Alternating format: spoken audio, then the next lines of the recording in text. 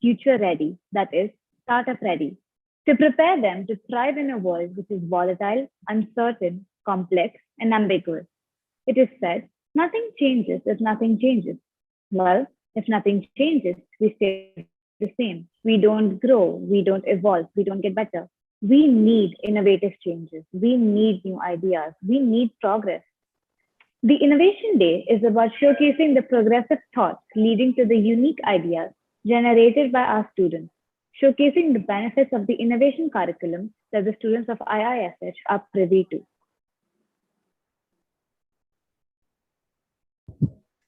It is rightly said by Arthur Clarke that the only way to discover the limits of the possible is to go beyond them into the impossible. Today, let us witness how we have built competencies to promote a culture of innovation at Indus. Through the design thinking process, academic goal, personal goal, and deep reading journals and coding projects. The first ever Innovation Council has set out to explore the uncharted arena of building 21st century quotients. Creativity comes from a conflict of ideas. The main tenet of design thinking is empathy for the people you're trying to design for. We have used the design thinking process to find solutions to abstract, wicked, and challenging problems that need immediate innovative solutions to sustain in the VUCA world.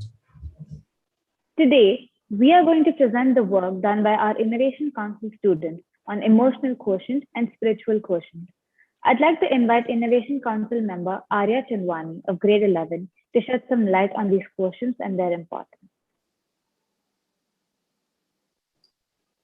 Good morning. Gone are the days when the intelligence quotient was perceived as something that determined the success of any individual.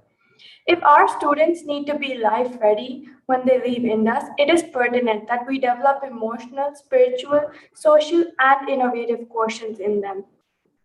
Students with high emotional quotient have a good understanding of their own emotional states, which allows them to more accurately gauge the emotions of others.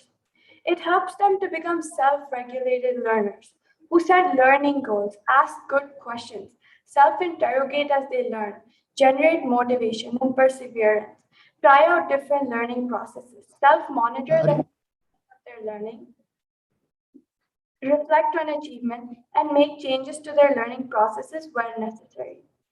Healthy spirituality gives a sense of peace, wholeness, and balance among the physical, emotional, social, and spiritual aspects of our lives.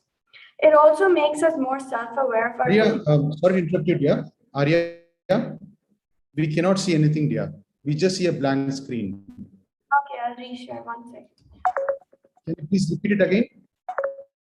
Can you see my screen, sir? It just says that Arya has started. Yeah, now you can stop. Go ahead, dear. So you can see my screen, right? Go ahead, please, Arya. So, gone are the days when the intelligence quotient was perceived. Arya, are you there? Yes, sir. Can you hear me?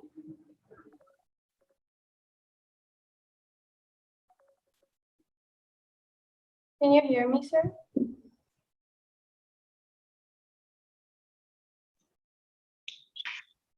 I think we can hear you well, Arya. Gone are the days when the intelligence quotient was perceived as something that determined the success of any individual. If our students need to be life ready when they leave Indus, it is pertinent that we develop emotional, spiritual, social, and innovative quotients in them. Students with high emotional quotient have a good understanding of their own emotional states, which allows them to more accurately gauge the emotions of others. It helps them to become self-regulated learners who set learning goals, ask good questions, self-interrogate as they learn, generate motivation and perseverance, try out different learning processes, self-monitor the effectiveness of their learning, reflect on achievement, and make good changes to their learning processes where necessary.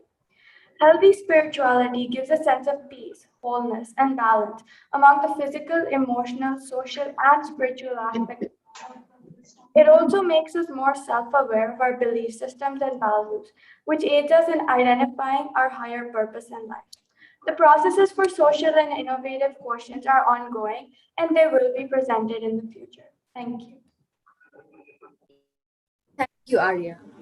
I invite Mehak and her teammates to present their design thinking task on spiritual quotient. Good morning, panelists, Madam Principal, Vice Principal, teachers, and all my peers present here. The Indus vision is to create leaders of tomorrow who are future ready, and every organization has to have a vision. But every vision needs to be based on a belief system. This is why enlightening students about this is very important from a young age. Keeping this in mind, we chose our issue as belief systems and values. We want to create a prototype to see what schools can do to instill a belief system in all students. All the decisions we make in life are based on what we believe in. We think that being aware of our belief system can lead to awareness of oneself, what they hold true, and what they think is right or wrong. This will also lead to a higher purpose because when they know what their belief system is, they are consciously able to connect it to what they so strongly believe in that they want to work on it as a purpose for their life. For our empathy stage, our target audience is students from grades 9, 10, and 11 because we think that it is by this age that they need to have set belief systems that they are aware of before entering the VUCA world. They are also influenced more easily at this age, so it is vital for them to stay true to and work towards a purpose that is well rooted in their belief systems. We conducted interviews for a heterogeneous group of students to figure out their beliefs and if they are aware of the same. A survey was sent to all students so that we can understand if they know what a belief system even is, and if yes, are they able to connect it with a higher purpose. Through secondary research, we tried to explore topics like importance of beliefs, how beliefs affect a person, establishment of beliefs in adolescence, spirituality and belief systems, etc. We conducted interviews to understand how much the students knew about their beliefs and values. Till now, we have got 45 responses from the grade 9, 10, and 11 graders. As our group consisted of a few students from those grades, we tried finding people who we knew were from different backgrounds, like students who moved from different countries and lived in different environments. For example, there were few students who lived in joint families, while few of them lived in small families. These factors influence our beliefs, so this is why we got a variety of answers. In this interview, we gave them very broad, open-ended questions so we could get a better and a more personal response. We had 5 questions with a few follow-up questions. From this, we tried to understand if they had beliefs and whether they could identify them. We also asked them who might have influenced it. As you can see, a few of the responses we got. The answers are quite different, and during the interview, we noticed that many students were confused or it took a long time to answer when we asked them about the meaning of life and their beliefs. In order to get a better understanding of our target audience, we took an online survey via Google Forms. Out of the students surveyed, 3/4 of the respondents said that they did not know what a belief system was or that they were unsure of what it was. These results alone show that there was a lack of awareness among students as to what a belief system was. When asked who influences your belief systems the most of the respondents said that their family and friends did so. This correlates with the secondary research and interviews done. In our survey, we created a hypothetical scenario to better understand the belief systems, if any, of the respondents. In this scenario, a child grows up surrounded with people who prioritize giving back to society.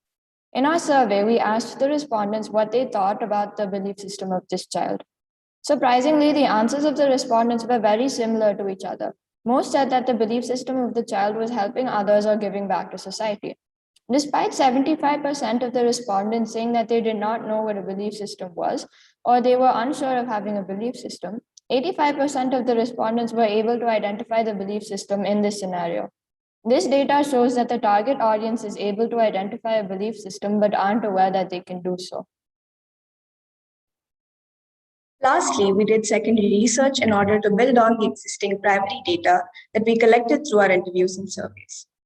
These are a few sources we found and their key points. Our beliefs are developed by early exposure to them by the people around us, such as our parents, teachers, friends, and peers. Adolescence is a development stage when we start to form our identities, that which defines us and sets us apart at the same time. We're all influenced by the different belief systems and values of our peers, family, and other people that we frequently interact with. A research published by the Cambridge University also outlines how different religions and religious philosophy foster the notice of others who are in need.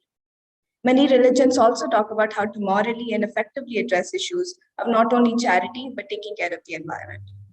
This shows how even though different children grow up in different religious communities, they all share the same belief of the importance of giving. We discovered a blog published by Neera Matha Reddy on November 1st of 2020 about his experience with building his belief system. His blog outlines how at different ages he experienced different events that constantly changed his personality, his self-trust, and confidence. By sharing his experience, he enlightens us with how the power of introspection radically changed him and helped him build a sustainable belief system so he could change for the better. His blog talks about the process of his extensive research through which he was able to identify the three core components of a belief system. Through this empathy stage, we have realized that our target audience has two mindsets. One group knows what belief systems are and are aware of their own, but they are not able to continuously connect them to a higher purpose in life. The other group consisted of students who did not know what a belief system is in the first place. However, they were able to subconsciously figure out the belief in the scenario given. Thus, they can identify beliefs on a subconscious level, but are not aware of their own because when they're directly asked what a belief system is, they do not know how to define it or how they can relate it to themselves. We also identified that most of the students' beliefs were highly influenced by factors like religion, pop culture, social interactions, etc. But we want them to rise above and beyond these societal limitations, develop and identify a belief system that is open-minded and inclusive with only inspiration taken from these factors, so that they're able to channel their belief system into giving back to the world, thus finding and forming their higher purpose. Thank you for your attention. Thank you, team. We now request our principal, Ms. Aparna Achampa, to address the gathering and introduce the panelists. Good morning, Mr. Ramesh Manamurthy. Good morning, Mr. Ramesh Guru Raja, my colleagues, my students. And Mr. Ramesh Manamurthy and Mr. Guru Raja, if you're wondering how have our students out here who are hardly about 15, 16-year-olds talking about abstract topics to, how to develop a belief system and addressing something like spiritual question, I'll quickly tell you how could this have happened is because we have started something called as innovation curriculum last year, and this year, of course, it is being done as a part of their school timetable. So I'll quickly take you to the rationale of this innovation curriculum for the benefit of our audience out there and of course, both of you.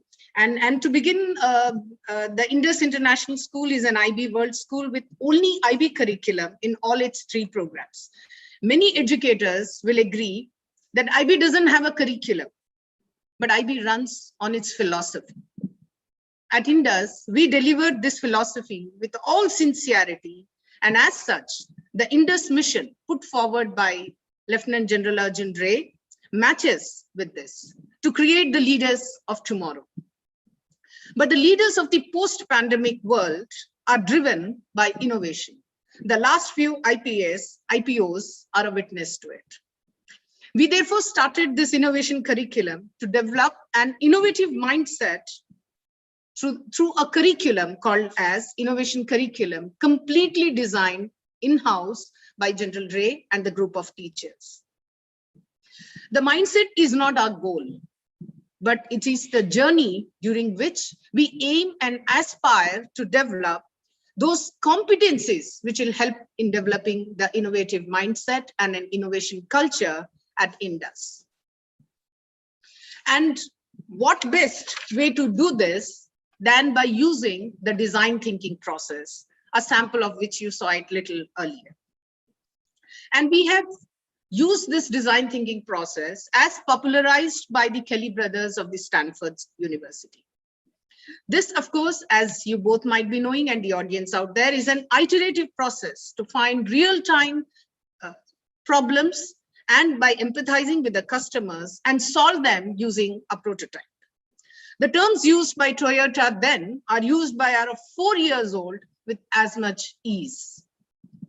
Apart from that, we also constituted an innovation council this year, wherein the students were chosen rigorously based on their innovative index. The first presentation was done by our Innovation Council members of grade 11.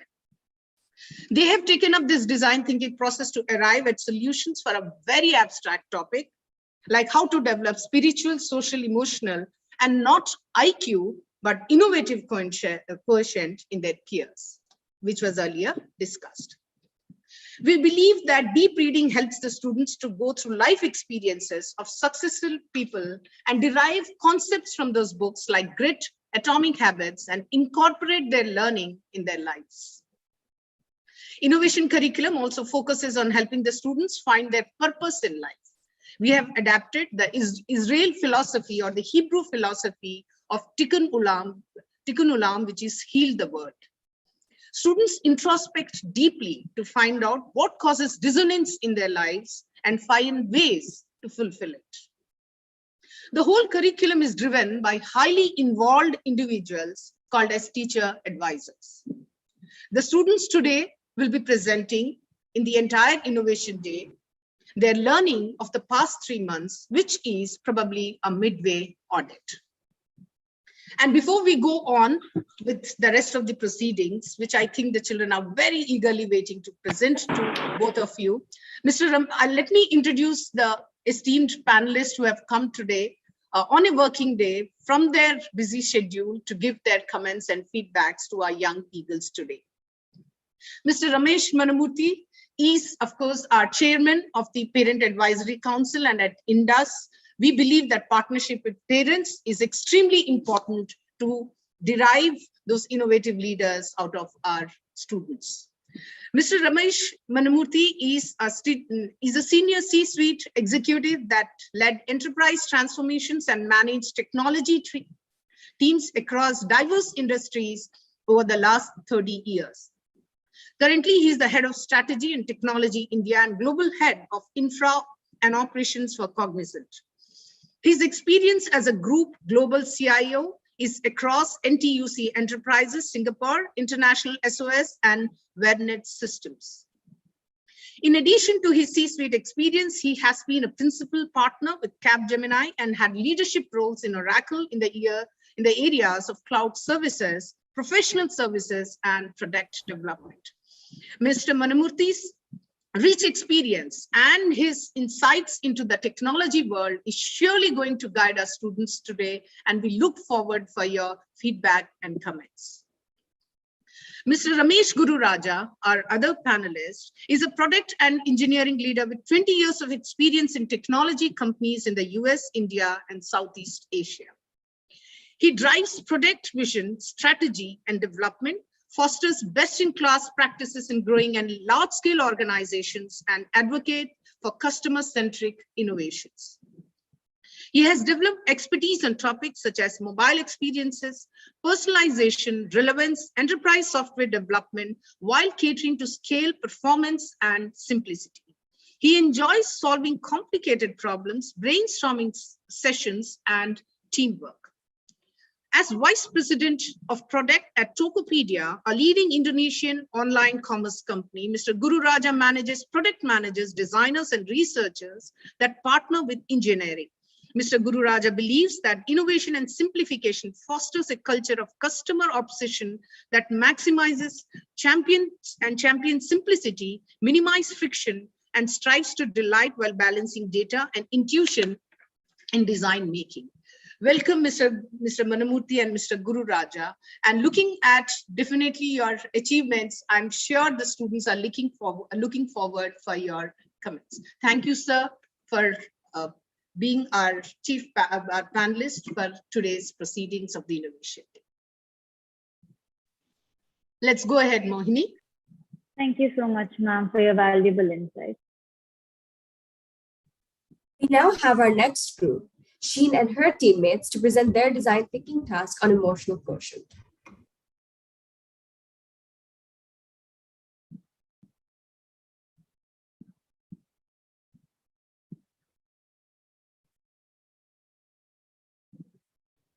A very good morning to our panelists, Madam Principal, Vice Principal, members of the leadership team, teachers, students, and everyone present here. We take this opportunity to present to you the first stage of our design thinking process, where we focus on the emotional quotient, more specifically, self-regulation.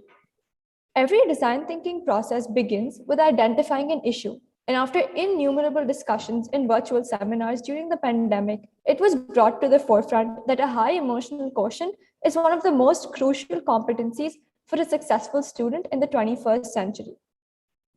Although EQ is spoken of in the corporate world, it is very uncommon to see schools work on improving its students' EQ. As a result, we pondered and decided to take up emotional quotient as the issue for our DTP, with the aim of coming up with a creative prototype wherein our school contributes to improving its students' EQ. On that account, we decided to delve deeper into developing self-regulation among students of Indus Hyderabad above grade 3. When conducting research, we found that one of the most essential aspects required for an individual to be self-regulated is to be anti-fragile. Anti-fragility provides a theoretical framework for students to be exposed to challenging ideas and arguments to become productive members of society. Hence, we decided to narrow down our DTP to anti-fragility, which put simply is thriving in chaos. As we're all aware, the first stage of the design thinking process is empathizing. For this stage, our main goal was to gain an empathic understanding of our target audience, which includes students of Indus Hyderabad above grade 3. In order to do this, we conducted interviews and surveys and carried out secondary research. We conducted 45 interviews and adopted a non-traditional approach by posing scenarios instead of regular questions. Our main goal when conducting the interviews was to understand how anti-fragile students actually are. Next, for our survey, we wanted to gain quantitative data and understand how aware students are about anti-fragility. Lastly, for our secondary research, we went through case studies and articles to view past examples of anti-fragile individuals and gain a better understanding of the concept. We considered a non-traditional method to gather our primary data.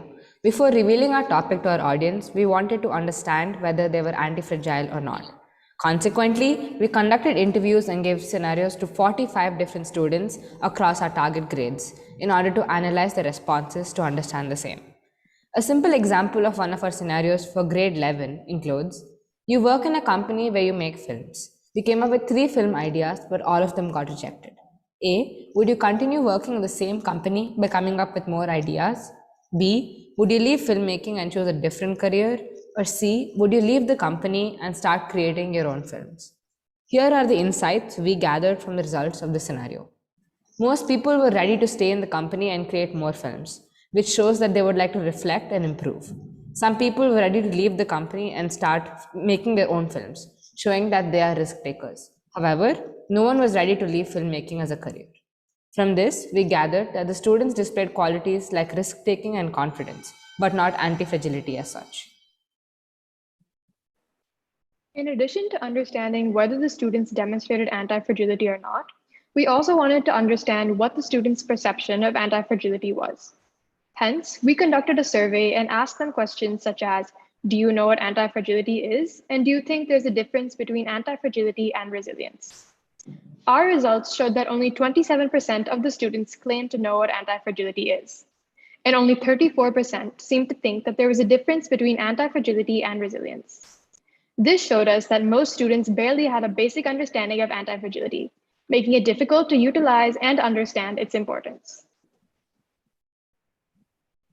Furthermore, we gave the students a baseline understanding of who an anti-fragile person is, and asked them to rate how anti-fragile they are on a scale of 1 to 5.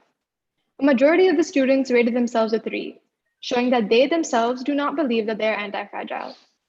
Finally, we asked the students to tell us what the characteristics of an anti-fragile person are, according to them. Most of them gave responses such as being optimistic, hopeful, and brave. This further showed just how limited their understanding of anti-fragility was. The results from this survey assured us that anti-fragility is indeed a competency that is overlooked by many, and it is crucial that we use the DTP to instill this in students. To gain a global perspective on our problem, we read various case studies and articles on anti-fragility and self-regulation. Through this, we gain deeper insights and clarity on the topic. To develop anti-fragility among students, we believe it's essential to first understand the competencies and analyze the background data to support the results we procured during our primary research. Through our secondary research, we further understood the importance of anti-fragility as a skill of the 21st century. It demands not only to adapt to uncertainty, but to thrive in it. Taking an example of Hydra. Hydra is a species. When even one of its heads get cut off, 2 more heads grow back. This shows anti-fragility, bouncing back from failure stronger than ever. Currently, we're in the process of defining our problem statement in order to begin ideating and coming up with a prototype that will improve anti-fragility, self-regulation, and emotional quotient of students. We hope to take you through this in the next phase of our presentation. We are now open to feedback. Thank you, team. That was truly a wonderful presentation. We would like to request our panelists to share their valuable input.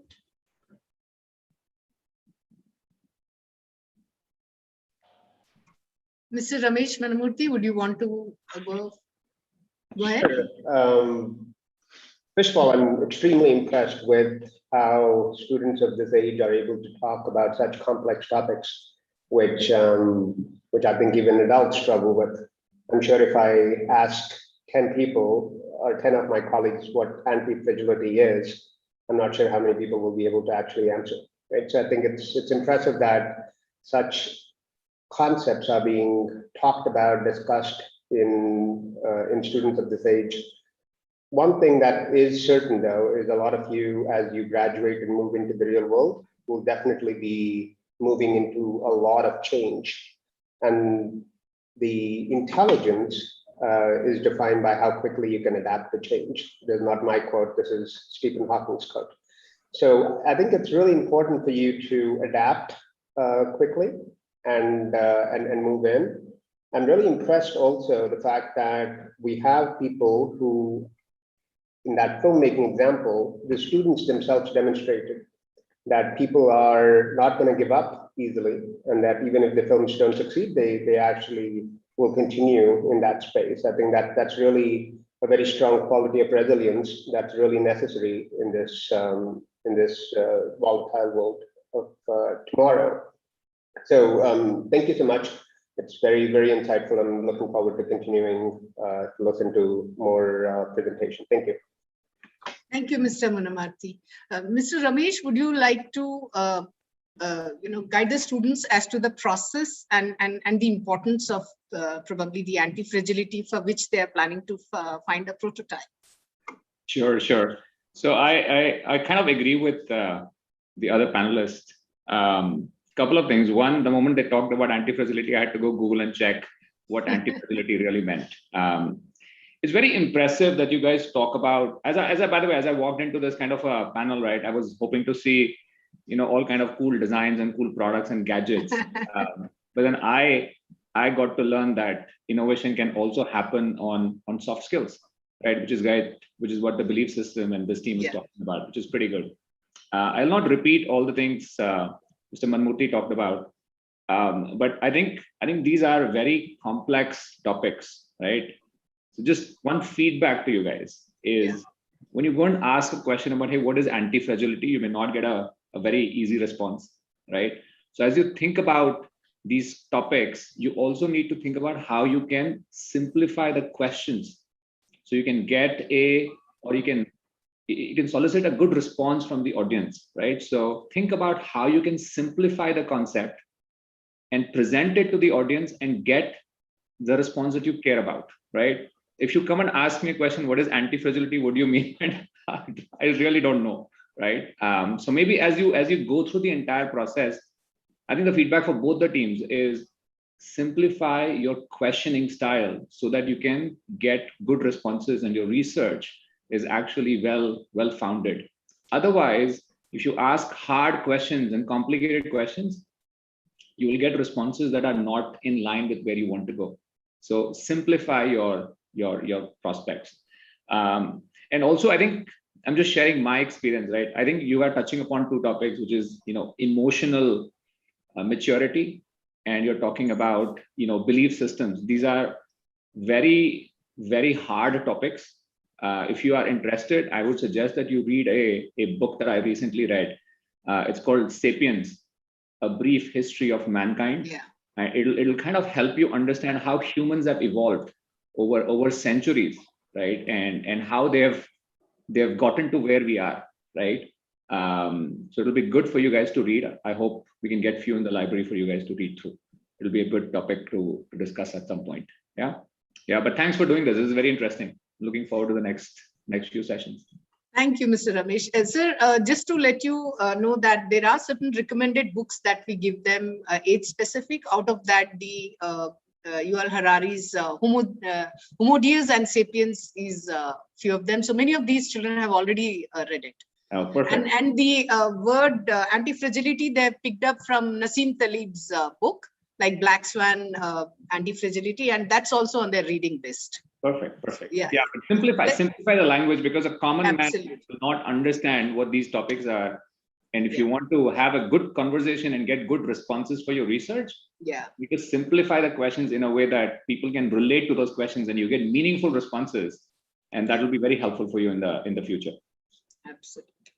Yeah. Shall we go ahead with the next DTP, Mohini? Yes, ma'am, we can go ahead. Thank you, panelists, for sharing your input. That was truly very insightful. Design thinking is a mindset, an approach to learning, collaboration, and problem solving. Design thinking develops competencies such as empathy, collaboration, communication, and creative confidence. Through design, children learn that they have the power to change the world.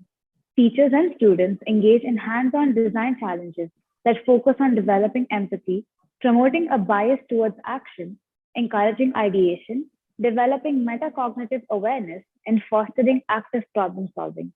It's about developing competencies that will make sure students are future ready, startup ready. I'd like to invite students from grade 9, mentored by Ms. Shivani, to share their design thinking process with us.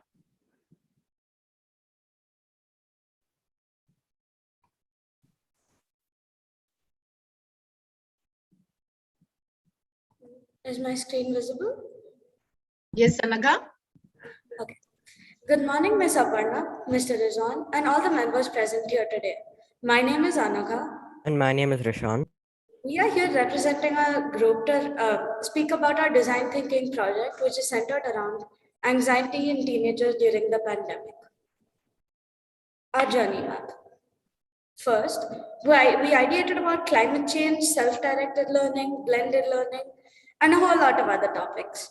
After a lot of idea pitching and brainstorming, we finally came to the conclusion that we wanted to do how anxiety has affected teenagers' mental health during the pandemic. Next, we began preparing for Innovation Day by completing research and interviews. We divided the work between... Anaga, are you changing the slides, dear? Sorry to interject. Do you want to change the slides? We can't see it. Yeah. Can you see it now? Just the title slide, dear. Oh, I'll just check. Is it visible? Yes. Okay. Next, on October 28th, we created a graphic organizer where we subdivided tasks amongst ourselves on the basis of previously designated tasks and skill sets of each student. This was the graphic organizer we made. Then, in the empathy stages, new responsibilities were worked on. Research and Google Forms were interviewed. Information was gathered for our PPT from all primary and secondary sources we studied.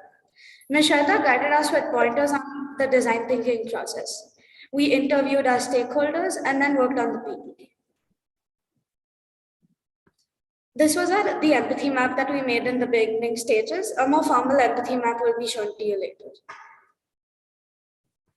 After brainstorming on climate change, waste management, self-directed learning, blended learning, and a whole lot of other topics, we decided on mental health because we see our peers and friends battling anxiety on a daily basis, and it's rarely ever spoken about due to the stigma around it.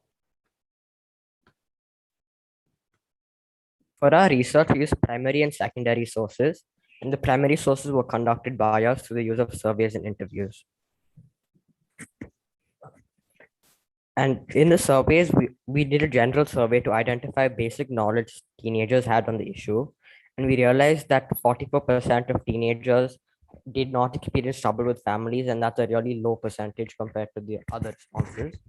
And we realized that 72% of teenagers had various stress factors affecting them, and that 22% of teenagers were affected by social media.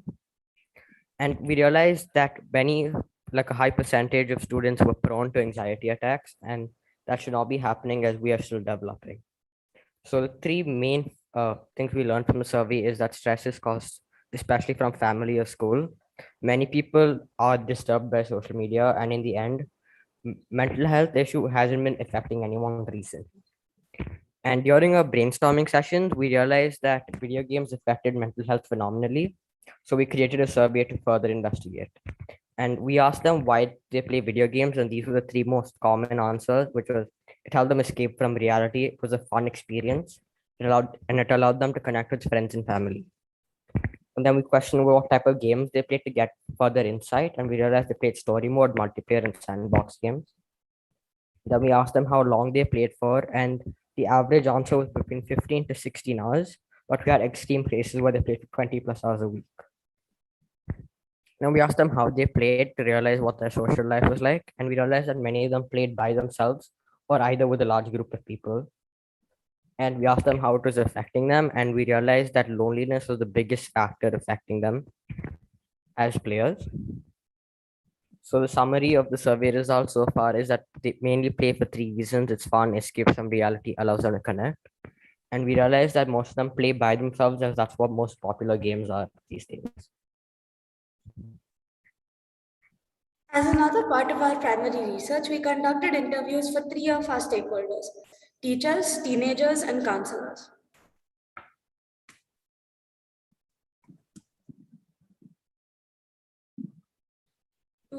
In the interviews that we conducted, we found a few related ideas in their understanding of the situation. Thus, we came to a conclusion about age and loneliness being a common factor in anxiety in teenagers. We also conducted a survey for parents and their thoughts on the situation.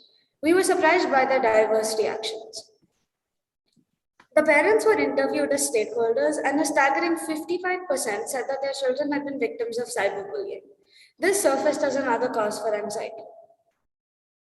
It was interesting to note the diverse reactions from parents, from denial to anxiety to shifting the blame. Concerned parents believe that social media exposed their children to bullying and low self-esteem. Very few felt that their children had gained from this. Lack of interaction and constant dependence on gadgets caused social withdrawal and isolation. We also conducted a survey for teenagers to understand their point of view. It was noticed that social media, as discussed by the team, became the #1 cause for anxiety in teenagers. They were highly influenced by the platform. Interestingly, social media seemed to have both negative and positive effects on teenagers. 82% said that they had experienced cyberbullying on social media platforms. This was evidently evidence to our hypothesis of increased anxiety and stress in teenagers. Through our secondary research, we were able to gather more in-depth information regarding cause and effect of anxiety in teenagers. In the data we collected, a few key aspects about mental health of teenagers came forth. Mental health in teenagers is affected by most social media as seen through our secondary research. Some more interesting and informative statistics came to our knowledge about mental health in teenagers from our extended secondary research. To mention a few, teenage girls are more prone to anxiety and depression. 73% of teenagers felt the need for help, out of which only half asked for it. 55% of teens have lost interest in activities. 20% are lagging behind either academically or socially. And 17.5 state they have to emotionally prepare themselves for school. And many say they feel insecure and tend to lead unhealthy lifestyles. This led us to question the reason for the lack of motivation and listlessness. We made an empathy map for our stakeholders with our observations. In here, we noticed that lack of socializing and bullying caused an increase in anxiety. We also saw that many types of anxiety were caused by social media, and it also increased the numbers of anxious teenagers. In Think, we found that many teenagers didn't want to share their personal details or talk about their mental health because of the stigma around it. In Says and Does, we noticed that teenagers often keep to themselves and that school and social media are affecting teenagers very differently. Thus, through our 5-why analysis, which is currently displayed on the screen, we came to the conclusion that loneliness is the largest contributing factor to anxiety in teenagers. Our first question was, why is anxiety caused in teenagers during the pandemic? This led us to believe that anxiety was relieved through using the internet, which led us to question why the internet. The answer to that was, social media and video games were increasingly used. We further asked why and concluded through our research and surveys that this was due to loneliness. Our last question stems from why loneliness, and we realized that the lack of contact through online schooling was affecting their mental health negatively. In our defined stage, we came to the conclusion that loneliness plays a major role in a teenager's mental health. It results in social and generalized anxiety disorders, which affect them and the people around them. After finding out our exact problem, we've come up with our how might we statement, where we narrowed down to the main purpose of our project, which is how might we reduce the impact of loneliness and teenage anxiety issues and its impact on people around them. We've also come up with a timeline for the rest of our project. In the first week, we'll be working on brainstorming ideas to find solutions for our project. In the second week, we'll be coming to a conclusion as to which idea we are going to implement for our prototype. From weeks 3 to 5, we will work on our prototype. And on weeks 6 and 7, we'll work on testing our prototype with our target audience. In week 8, depending on the test results, we will come up with a new plan to continue our project. Thank you. Thank you, students. We request the panelists to kindly share their feedback on the design thinking task presented by the students. Okay, I'll start this time. First of all, I think this is a very interesting topic that you guys have picked up. It is a topic that impacts quite a bit of teenagers. So thanks for doing that. I think it's an very important topic at this point in time. My feedback to you is, I think your process of how you have arrived at the questions, etc. I think I've given some feedback in terms of simplification of questions. I think that will help. That's one. Second, specifically around your solutioning, don't narrow down so quickly on one solution. Have multiple solutions, and then experiment with multiple of these solutions and see how different cohorts. You have to, read up on two terms. One is cohort analysis, right? You have a group of people and you give them a recommendation on how to avoid loneliness and how to deal with loneliness. And another group. So you'll have 3 or 4 solutions for each of these groups and see how these groups respond to your different solutions. And then make a judgment on which one has more impact, etc. Just don't focus on just one solution, right? And lastly, read up a little bit on how to do A/B testing, right? Which is you kind of give a 2 or 3 solutions and see which control group behaves better, right? So read up a little bit on something called A/B testing and cohort analysis. It'll help you arrive at recommendations that are more scientific, statistically significant, and you'll get more insightful data as to how humans behave with different recommendations. So that's from me. Thanks. Thanks, Ramesh. I think that was really good feedback. What I feel is, first of all, empathy and mental health became very pronounced during the COVID timeframe, and this was not just with teens, but with adults all over the world. And it's good in a way that I think the concept of mental health became so prominent during the pandemic. It was sort of under the radar. People didn't want to talk about it. It was a taboo subject. And certainly management did not want to really talk about it. I think the concept of empathy with the workers and with fellow students and with family members became much more pronounced in the pre-pandemic world. For example, in workplaces like ours, we started connecting with families. We knew about families, about people, which people didn't even bother to know or talk about. It was very normal to have on conference calling, people crying, dogs barking, parents coming in, people barging in. People started accepting it and not having to be in the rigid framework of work. So empathy, I feel, is a very, very key skill that any leader needs to have. The more people that they can empathize with, you put your empathy basically means put yourself in the shoes of the person that you're talking to or you're working with. And as you become future leaders, I think it'll be very important to understand that, put yourselves in the shoes of the person that you're dealing with. Even friends that you talk with, don't quickly judge to opinions or make certain assumptions about them. One feedback that I would give is an example of that is, again, not to be critical, but just to be aware. One of the slides said that, oh, we surveyed the people and they felt that social media, they were not impacted with it, they lied about it.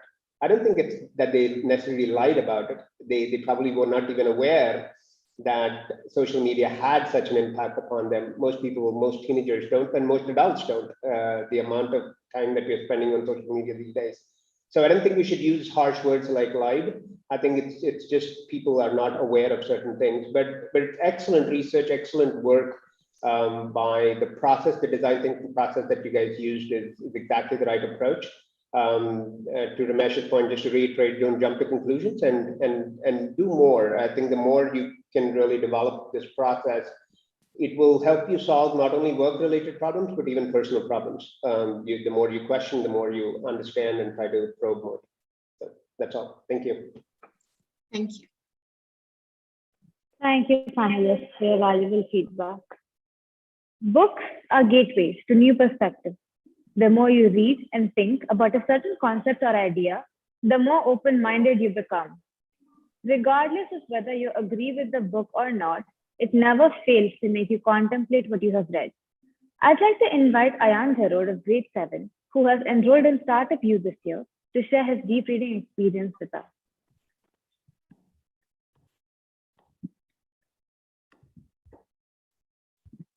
Good morning, Ms. Aparna, Mr. Rizwan, the panelists, and all members present here. Today, I will be presenting my reflection journal. My reflection today will be on the book Front Desk, written by Kelly Yang. The book talks about a 10-year-old girl named Mia, who along with her parents has migrated to America in the search of a better life and to escape poverty. The overarching concept of this book that I gain is finding your passion and following your dream. In the book, Mia wants to become a writer. Despite her family's economic state and her mother constantly telling her she can never be as good at English as a native speaker, she works hard, sets goals, and achieves them to help her follow her passion.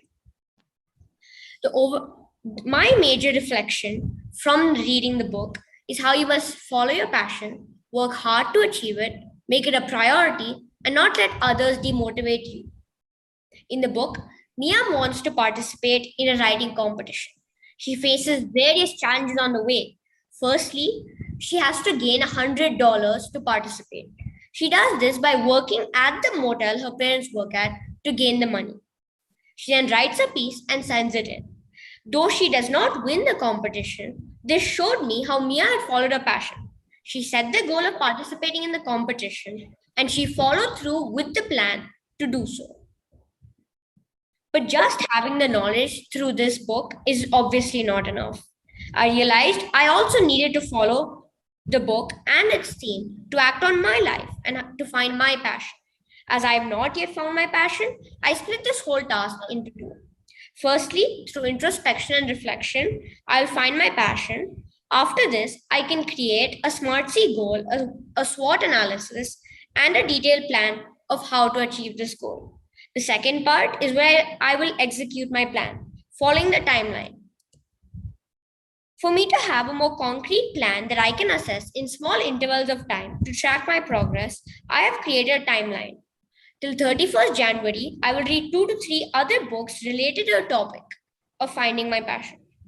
By 15th May, I will explore various fields to find my passion. By 1st July, I will create a SmartC goal, a SWOT analysis, and a detailed plan. And from then onwards, I will be executing the plan to follow the timeline in the detailed plan. Thank you all for listening. Thank you, Ayan. I now invite Famita of grade 11 to share her deep reading journal with us.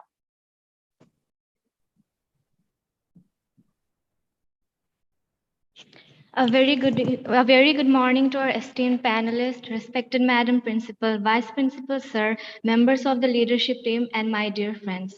The one question we all have is, why do we need deep reading? Deep reading, which is slow reading, is essential for reflecting on what we read and introspecting about it so that we actually benefit from the book. I am Famida Zahin of grade 11 and my teacher advisor is Mr. Venugopal. The book that I'll be reflecting upon is Atomic Habits by James Clear. This book has broken my assumption that we need to do a lot in order to achieve success. The two main concepts that I learned was to build small habits, as the book has made me realize that these small habits, which don't seem significant now, has a much greater impact in the long run. We just need to be consistent with it to reach the plateau of latent potential, after which we start to see the significant impact of these goals. The other thing I learned was to be more system-oriented than goal-oriented, as goals are important, but they will change me for a moment. But the journey will teach me much more crucial competencies which will change me for a lifetime. I have realized all my successes were accumulation of the good habits that I had built. I have also replaced the negative thoughts and insecurities I have through positive compounding. Focusing on the system has also helped me become a better person. It has also provoked thoughts in me like who I want to be and what do I need to do to become that person. This is my goal statement that I created. By the end of 23rd December 2021, I want to spend at least 2.5 hours every day to complete 50% of my syllabus by forming a regular studying habit and 1 hour every day to master trotting on a horse. I also did my SWOT analysis. I analyzed my strengths, challenges, opportunities, and threats that I'll be facing while accomplishing my goal. And on the basis of this, I also made my action plan. I will start to make my tasks seem more attractive and my plan look more enticing and add actionable points in it so that I look forward to complete them each day. I will also score my habits and see which one goes along with my goal the most and review them after every 4 months and use the method of habit stacking to build on the habits that help me to achieve it. I'll also make cue a big part of my environment so that I get triggered easily to complete my task and reward myself as our brain works in the cue craving response and reward sequence in order to build habits. This is the plan I intend to follow, and the next book that I have picked up along this line is Creative Confidence by Tom and David Kelly. Thank you very much. Thank you, Famida. I now request the panelists to share their feedback on the reading presented today. It looks like we're following the alternate method, so I'll go first this time. So the topic is actually a very interesting topic. I think the passion is very closely linked to the purpose of why we do certain things. And if you just want to distinguish both of them, I think purpose is something that you want to achieve in life, so that's more outward looking, and passion is more inward looking. Passion is one of the key ingredients for us to be able to pursue an overall purpose in life. What the feedback that I would give is that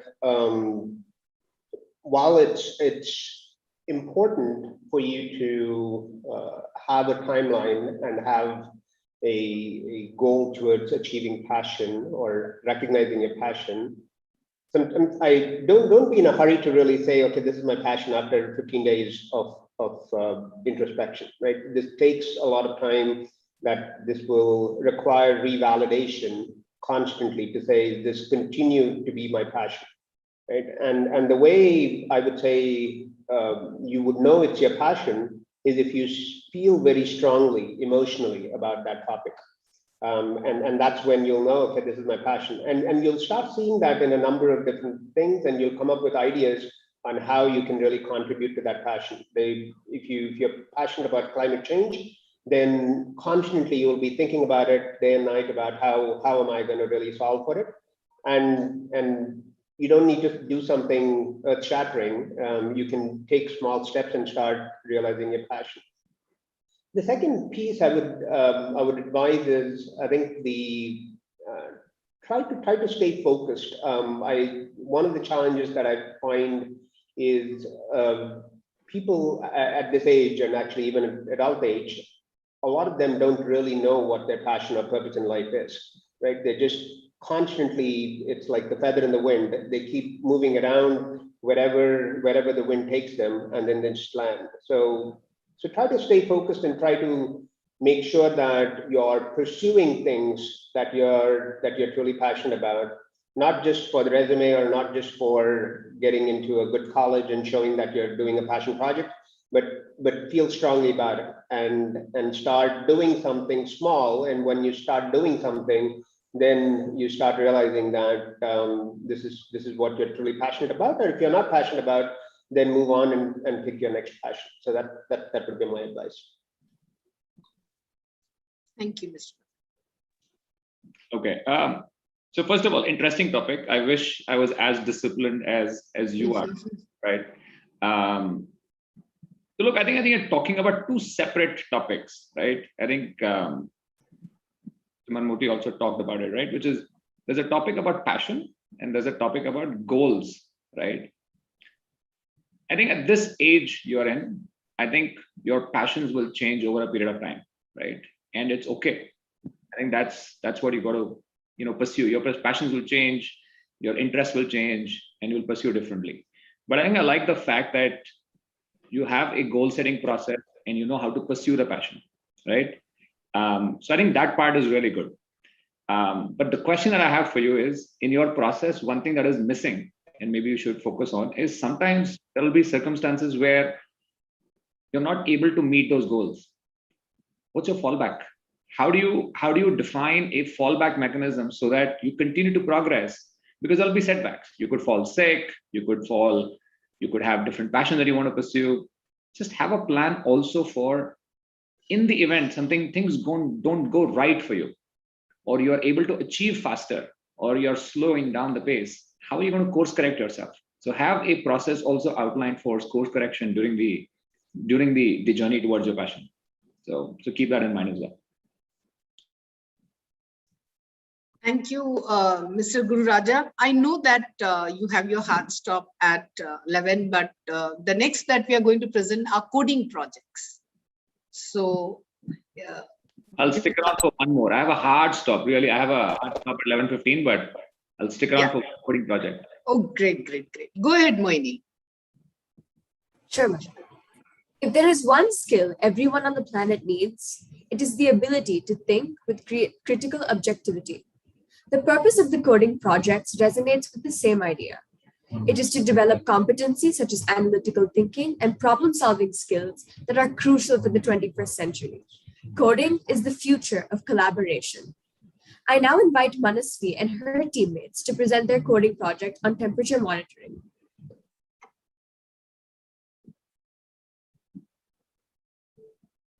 Good morning, Ms. Aparna, Mr. Rizwan, the panelists, and all the members present here. My name is Satvik, and I'll be presenting on behalf of my team, our coding project, IGNI. It's a temperature monitoring and allowing system for entering into public places such as schools. The purpose of this product is to check people's temperature when they want to enter any place. Since this is fully automated, it will save a lot of time. Also, there will be no need for a person to be present there to scan our temperature. Also, another benefit of being automated is it can help check the students' attendance. Lots of school administrators are worried about students' irregular attendance. The current method for taking attendance takes longer than it needs to. We can change this using RFID. Using this method, whenever a card is scanned in the IGNI, it updates a Google Sheet with all of the attendance. This makes it easier, faster, and more reliable. As mentioned before, the IGNI can save a lot of time. For example, when you're using traditional methods for checking temperatures of 10 students, it will take about 30 seconds to a minute. But when you use IGNI, it would only take about 15 to 30 seconds. The Arduino Nano, these are the components we used for our project. The Arduino Nano. The Arduino Nano is the motherboard of the full circuit. It has all the code and sends instructions to all the other parts. The RFID scanner and cards. The RFID scans the ID cards and sends an output to the monitor, the servo motor. The servo motor is the locking mechanism of the device. It opens and closes the door depending on the individual's temperature. The DHT sensor. The DHT sensor scans the body heat temperature of an individual.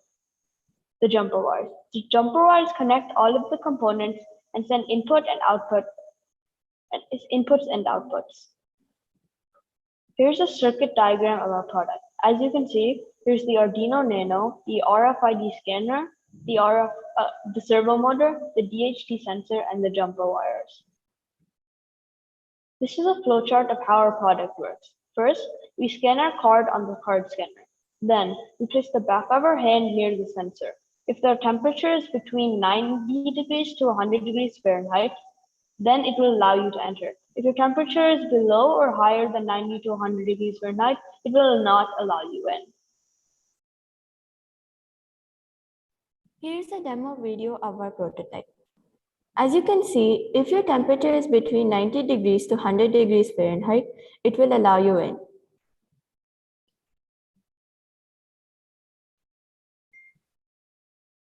Also, as you can see, your names will be updated on the Google Sheet on the computer when you enter.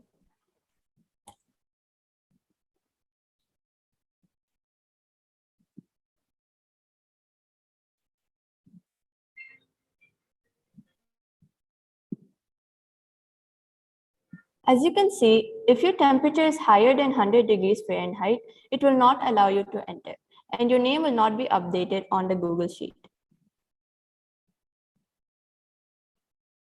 Thank you everyone for your time. We're now open to feedback. Before, one second, Mohini. Before Mr. Ramesh gives his comments before he leaves, I would want you to listen to our Shweta, Mr. Ramesh. She's our project coordinator here. And the coding actually has been her endeavor, and it's done as early as grade 4 onwards.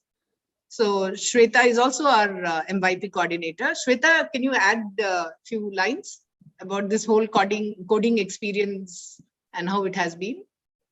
Sure, Ms. Aparna. Thank you so much. Good morning, everyone here. So the students, they have started looking around first before even starting with the project, deciding on the project. So they have started looking what are those, we know the technology has become an inevitable part of our lives. And we at Indus believe that it is imperative that every student learns coding and be prepared to apply it in every segment of their lives. So while they started coding, before they started coding for the project, they started empathizing with the problems that they see around, and they started coming up with solutions to solve them. Now, while solving, they started using coding skills to prototype, which in turn enhanced their creativity and critical thinking skills. And I'm sure with these increased levels of thinking, now students are better placed to come up with more innovative strategies. In fact, even in this COVID situation, though they were not able to use the physical components, they tried to use the digital components, and with the help of the coding teacher also, they could try to code the whole thing for making this prototype workable. However, yeah, as I said, they have a lot of future scope. This is the first phase of the prototyping. Now, once they start putting into use and they start collecting more feedback, I'm sure they will be enhancing a lot on these. Thank you, everyone. No, I think you're right. So first of all, I think I've seen my kid do this. So I think the ability to use Tinkercad and create interesting little products and process and technology, I think it's very, very interesting. So in my opinion, I think technology has evolved so much especially given the kind of the ease at which you can learn, you can implement and innovate on these simple technology solutions is just phenomenal. So I think we should continue to push for kids to use these little components and use technology to solve day-to-day problems. I think one good demonstration was this little demo that we saw. Let me challenge you one question. How will you solve a problem of me using your card and walking in? Have you thought about it? Right? Maybe with like a camera. Think about how you can use, for example, facial recognition or maybe a fingerprint to identify the human, right? Look at what is happening in the world, right? People walk in, have a paracetamol, lower their temperature and walk in. How are you going to prevent that from happening? So I think it's not just only about solving core problems, it is also preventing people from abusing technology. So keep in mind that people will figure out ways in which they will circumvent your solution. So not only do you need to actually build a solution for the mainstream, you also need to use technology to figure out how you will prevent abuse. So just think in that regard as well. Because by the way, the solution itself, I mean, if you look at it, I mean, this is what is being used in almost all airports now, right? You walk in, people look at you, they're scanning your temperature, and if your temperature is high, you're going to be pulled out in a different lane, right, and processed differently. So good for doing this, but think about how you will prevent abuse. Abuse is prevalent in our society now. So absolutely. Thank you, Mr. Ramesh. That was very helpful feedback. Thank you so much. Yes, go ahead, Moini. Sure, ma'am. Thank you, sir, for your valuable feedback, and thank you, Manasvi and team, for presenting your project. I now invite Anjali and her teammates to present their coding project on sustaining plantations.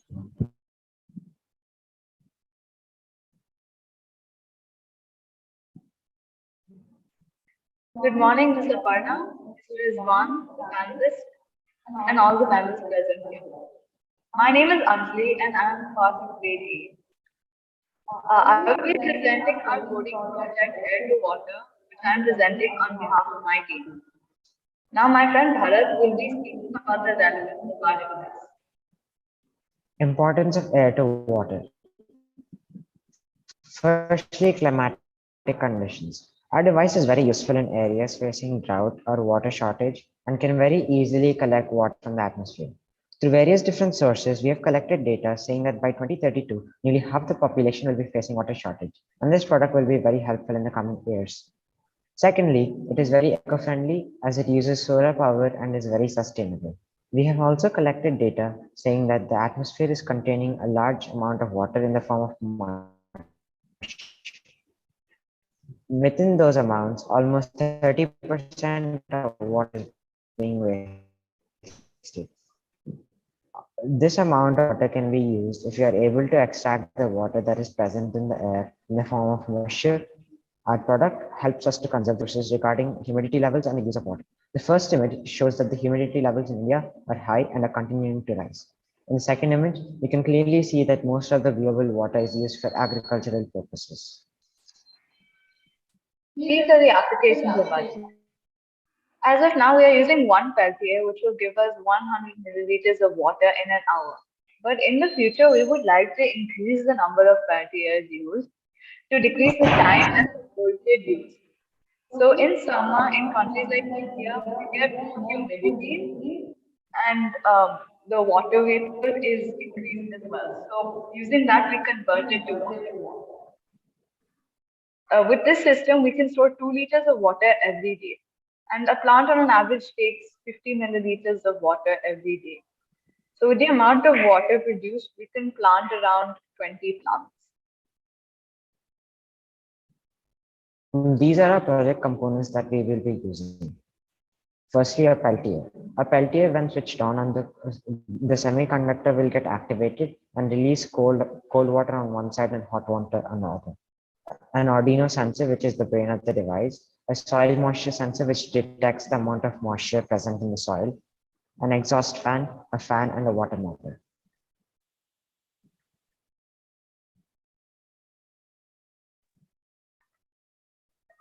This is how our device works. So firstly, our device converts air to water using a peltier to supply to the plants. On the image, you can see that the peltier takes in hot air, and the cold air and hot air are circulated within an enclosed area and releases water. So using a soil moisture sensor, it will detect the moisture level present in the soil, and based on this, it will release the water when required. Future scope. We are going to use more peltiers to extract moisture quickly and conserve electricity. We're going to make it cost effective and an affordable model. We are also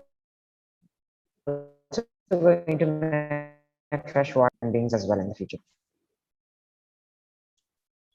This is our working model of our device. So using all the project components as mentioned before, the peltier, which takes in the hot air and circulates it in a closed area, becomes water.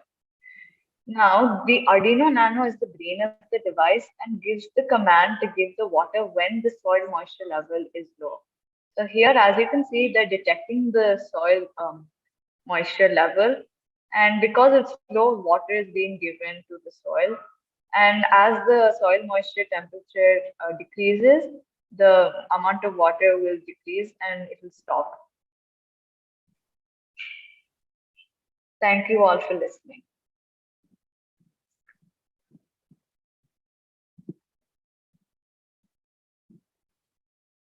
Before we invite Mr. Unamati, I would want to say that Mr. Guru Raja had to leave, but he has shared with us a questionnaire, which I'll share with all of you.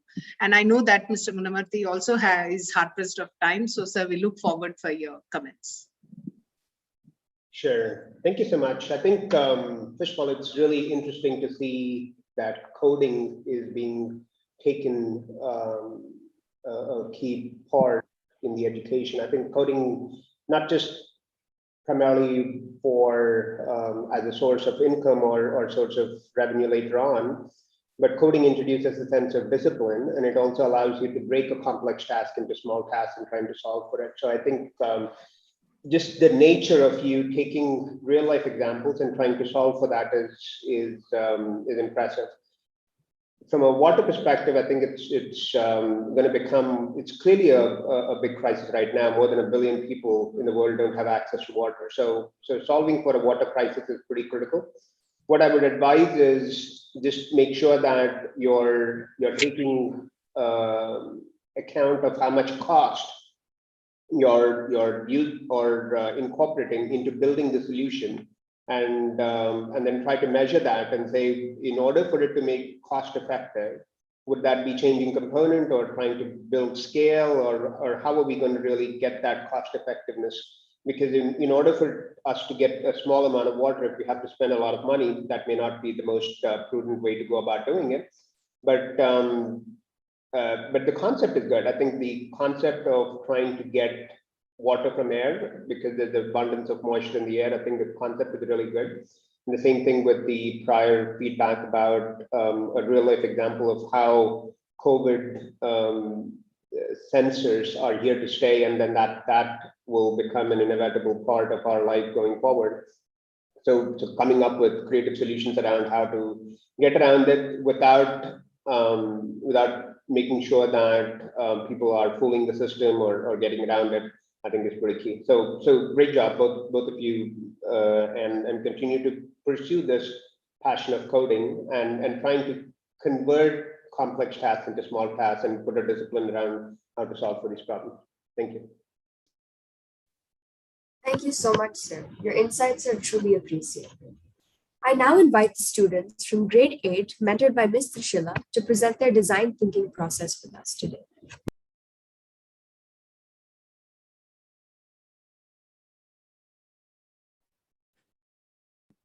Good morning, Principal Ms. Aparna, Vice Principal Mr. Rizwan, the panelists, and all the members of the leadership team. My name is Ishanvi Reddy. On behalf of my peers, I will be presenting DTP on the topic Anxiety and Interpersonal Skills among IB students in online schooling. I will elaborate on the same in the upcoming slides. To start with the empathy stage, my team members and I put together all the topics that we could relate to and the topics that would share with us. These are a few of the topics that we came up with. After a lot of discussion and polls, we finalized the topic of mental health, which was about 36% of the poll.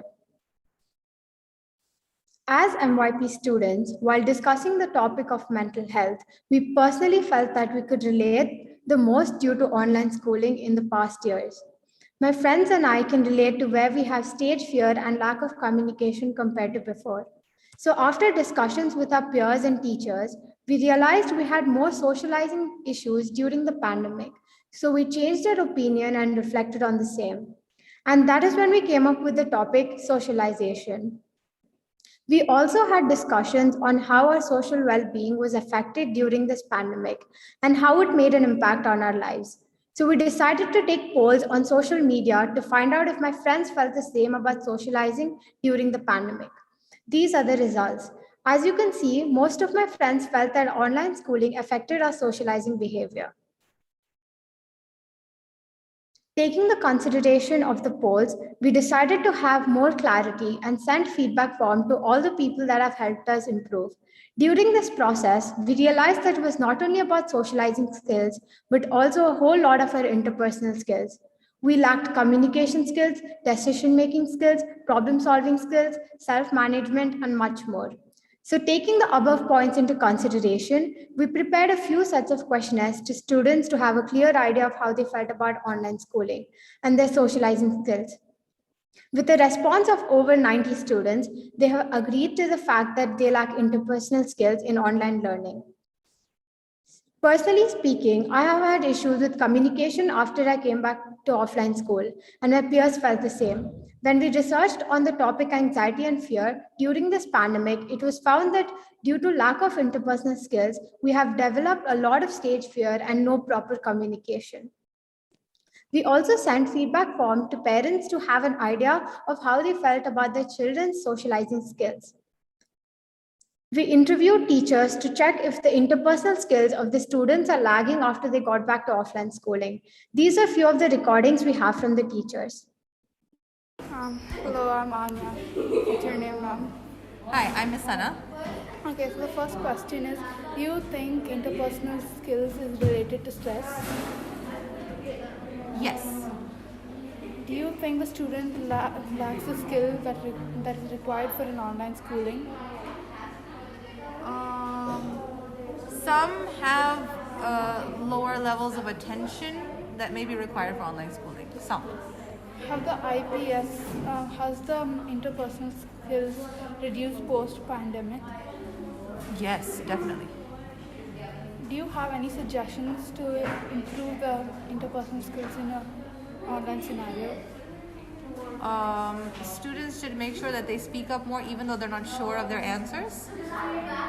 Some people might feel insecure about answering incorrectly in an online setting. However, it's the same thing as a regular classroom setting. They should understand that. And they should be accepting of their own mistakes and others' mistakes. Yeah. Thank you. With data collected from students, parents, and teachers, we decided to analyze the data and research more on anxiety and fear. My friends and I realized that interpersonal skills are being affected due to the fear we had in the past year. So we researched more to have an insight about the same.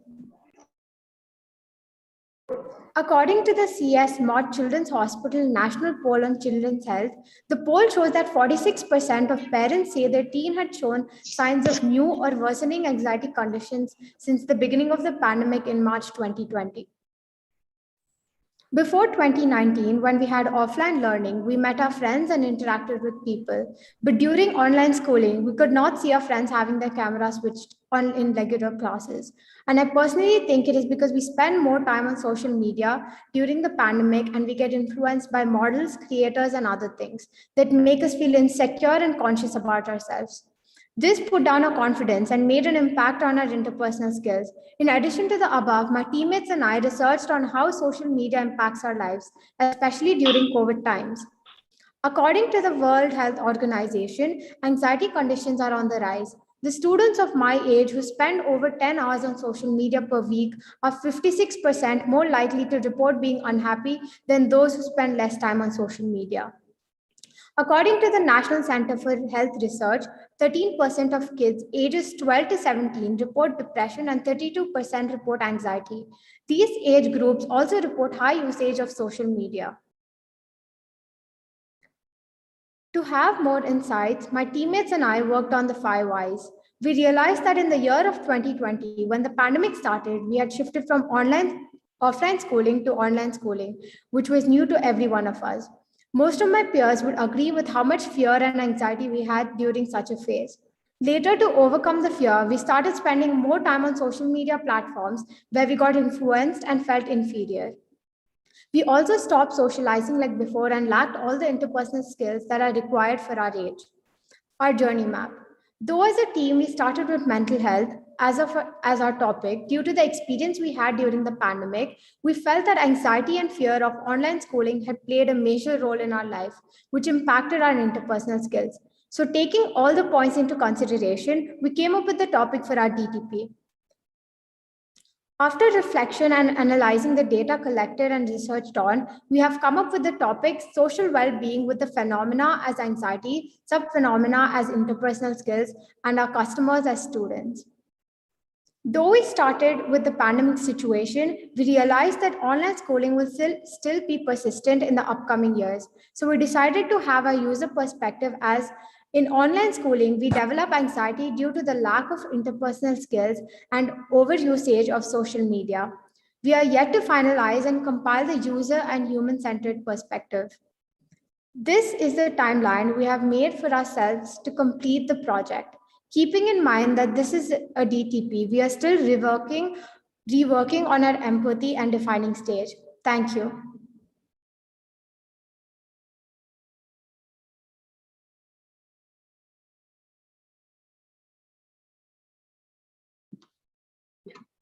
Mr. Ramesh, would you want to add your comments? I think this is a very, very real problem, not only based on the kids that I have, as well as what I have seen in the adult population as well. People have become very, very addicted to social media, and pandemic has really made this problem even worse. I think it'd be interesting to see how people are able to get out of it. Hopefully the offline schooling and the real life interactions will minimize the need to be so dependent on social media for that. So all I would say is that while there are much more qualified psychologists and folks that are researching this problem, from my simple advice, I think you should just set a discipline for yourself and set aside some time where you're not looking at your phone, right? Could that be during dinner time, before dinner time, or certain period? Start with a couple of hours where don't have access to a phone and are able to participate fully in the discussion. Especially, I would say, dinner time with your family is a great time for you to do that and connect with them. The second is, I would just say that from a research perspective, the way you're doing it, try to also figure out, are there solutions that have been laid out by other qualified people? And can you start piloting some of that with some of your friends? Right, so it doesn't have to be grandiose. It could just be as simple as what I just said.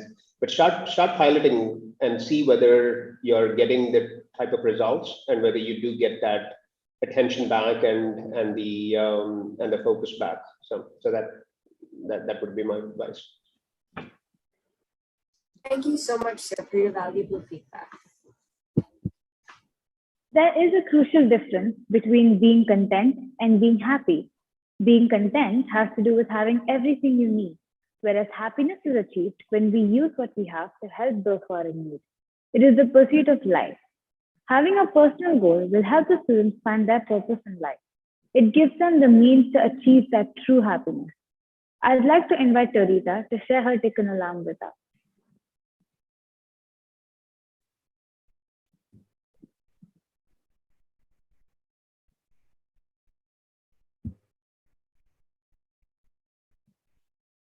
Good morning, Madam Principal, Vice Principal, and all other members present here. Today, I'll be presenting my Tikkun Alarm, which is about LGBTQ plus students at school. My name is Torita Chakravarti from grade 9, and my teacher advisor is Miss Pooja. What is my divine dissatisfaction? Being a part of the LGBTQ plus community can make anyone feel out of place when others don't know and accept their true identity. Of course, coming out is always about one's personal journey and it should never be forced upon someone, but it's always something that is useful to know to people around you. This is why I want to make students who are a part of the LGBTQ plus community feel safer and more accepted at their schools. Some facts I've gathered is that 42% of LGBT plus school pupils in India have been bullied in the past year, and that's double the amount of non-LGBT plus pupils. 70 countries criminalize being a part of the LGBTQ plus community as well, and that's something you really need to think about. Here is my Tikkun Alarm journey, which has 4 main stages: obligation, citizenship, service, and Tikkun Alarm. My obligation was about being a part of the LGBT community and how it can make you feel out of place in many situations. Citizenship is right now that I've not actively pursued in this, but I'm ready to take steps to go ahead with my plans.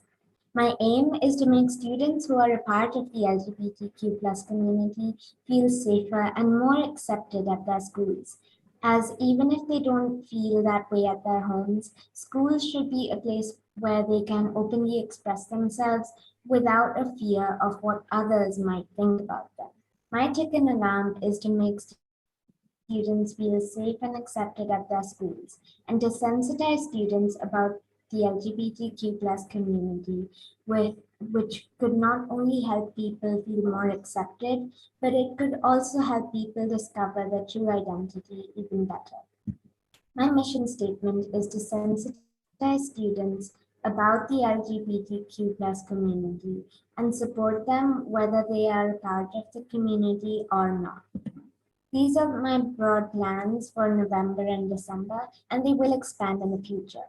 In November, I want to start posting more often on social media about what LGBTQ plus is and who to reach out to if you need any help coming out, staying safe, or even just discussing your identity.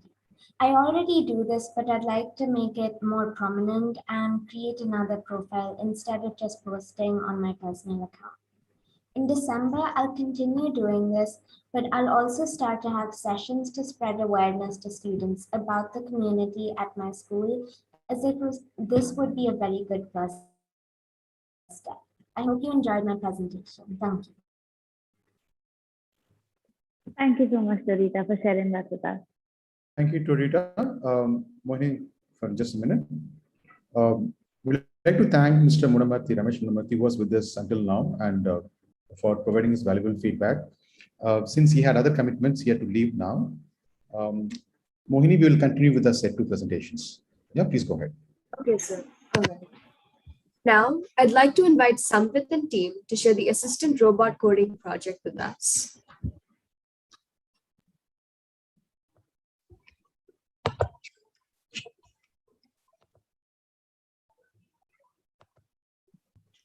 Good morning, dear Vice Principal and dear Principal and everyone present here. Today we are going to present our assistant robot coding project. Purpose. The purpose of the assistant robot is to help COVID patients at hospitals and old age homes. It helps them by bringing them food and other things. It also is useful by entertaining the patients and guiding them through the hospital. And it will also place emergency calls. In situations such as COVID-19 and its associated lockdowns, many individuals and companies have turned to robots in order to overcome the challenges of the pandemic. Compared with traditional human labor, robotic and autonomous systems have advantages such as an intrinsic immunity to the virus and an inability for human robot to spread of any disease-causing pathogens. Though there are still many technical hurdles for the robotics industry to overcome, here we have made instructions to pass on the medicine and food to particular patients or rooms. And the robot has storage to allot the medicine to 3 patients, fully controlled with Google Voice services included in the mobile controller app.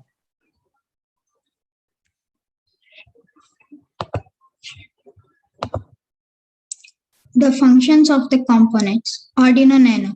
The Arduino Nano is a small and complete breadboard. It is used to produce a clock of precise frequency using constant voltage. The DC motors with chassis is a motor with wheels and it moves with the help of its wheels. The HC5 Bluetooth module receives and transfers signals. It is designed to replace cable connections and uses serial communication to communicate with the electronics. The L29 3D motor driver allows DC motor to drive on either direction. It is a 16-pin motor driver which can control a set of 2 DC motors simultaneously in any direction.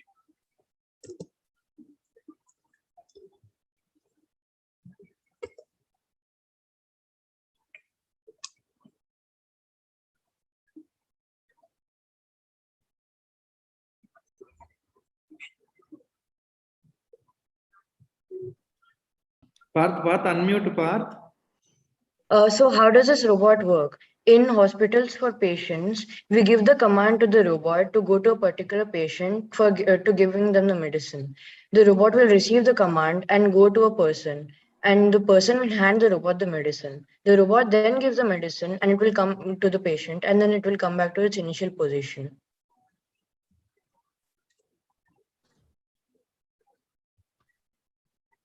The robot gets medicines for the patients of COVID-19 in hospitals and gets other necessary items for them like water and spectacles. In the house for old age people, it assists with getting spectacles, phones and other necessary things. And it will go to particular rooms to help them to get what they need. All commands should be done by the app which is developed by MIT App Inventor platform.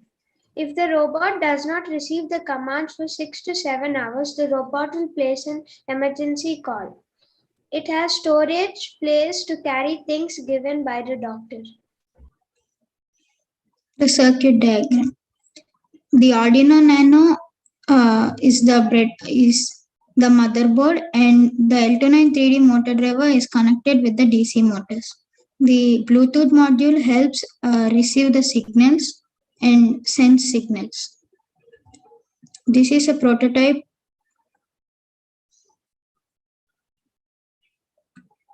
Thank you.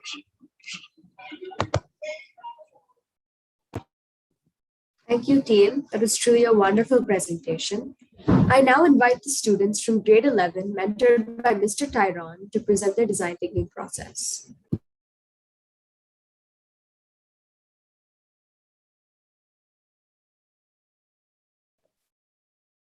Good morning, panelists, principal, vice principal, teachers, students, and all others present. Today, we will be presenting our design thinking process revolving around the mental well-being of adolescents. The terms displayed on the screen are the various factors which affect a student's mental health, and in some way they all correlate. This is our story. Anxiety is one of the major factors contributing to other mental issues. Anxiety is created in the mind and felt throughout the body. Due to the current scenario of the pandemic, teenagers face a severe amount of social anxiety.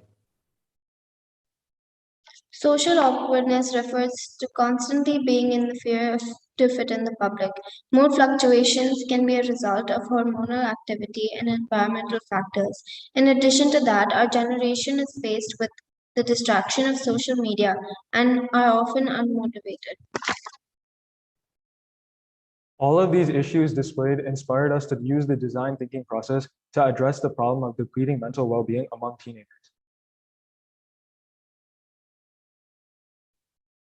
Mental health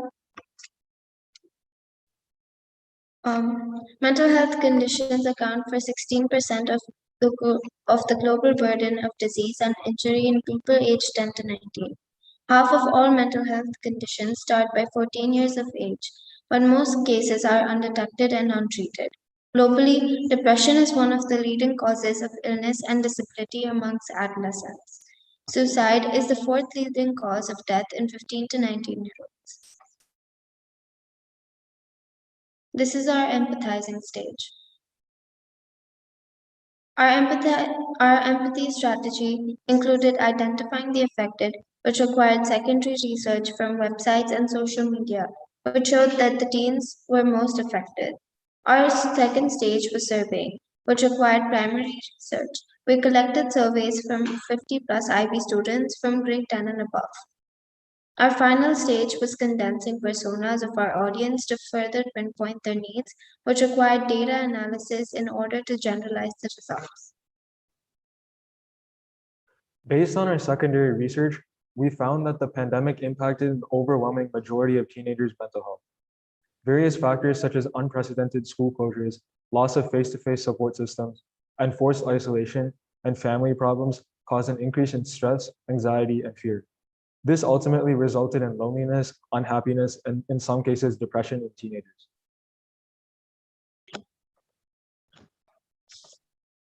In addition to secondary research, we also created a survey and took interviews to get feedback from students in IISH. These are the survey results we received.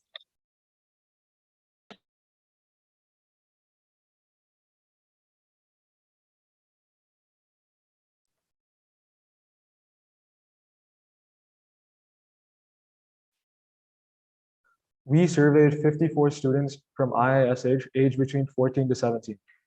After analyzing the data, we could conclude that the moods of the majority of students has been bad or fine lately. Mental health before the pandemic was significantly better than during the pandemic. 44% of the people said their mental health was impacted by the pandemic. Out of this 44%, 60% said that their mental health was negatively impacted. The majority of teens said that their social skills were negatively impacted by the pandemic. And an overwhelming majority of the teens said that online school mentally exhausted them. Finally, 65% of teenagers said they don't want challenges in life. This is our defining stage. Based on all of our research during the empathizing stage, we identified two problems. The major problem was the lack of social interaction during the pandemic. In addition, enforced isolation and the loss of face-to-face conversations with friends, teachers, and others clearly impacted the level of social interaction in teenagers. This was seen in the data as 60% of the target population said the pandemic negatively impacted their social skills. In addition, another problem we identified was the effect of online school on the mental well-being of our target population.